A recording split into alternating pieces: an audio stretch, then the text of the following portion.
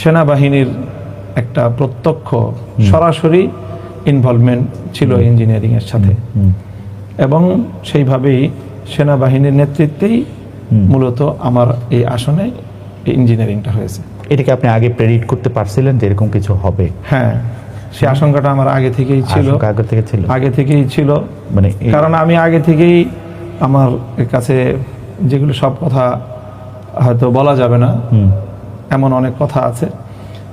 সেনাবাহিনীর আকাঙ্ক্ষা ছিল যেন আমরা বিএনপির সাথে এলাই করি। আমি সঙ্গত কারণে নানা হিসাব নিকাশে সেটা আমি করতে পারি নাই। করতে না পারার কারণে তাদের একটা ক্ষোভ আমার প্রতি ছিল, আমার প্রতি, এবং সেই ক্ষোভের জায়গা থেকে এবং হয়তো আরো দেশের বাইরের যে সকল শক্তিগুলো আমাদের বাংলাদেশের ইন্টারনাল রাজনীতিকে নিয়ন্ত্রণ করে বা প্রভাব অনেক বেশি যারা সৃষ্টি করে, তারাও অনেকে ব্যক্তিগতভাবে আমাকে চায় নাই যে আমি ঠিক ওই জায়গাটায় প্রতিনিধিত্ব করি।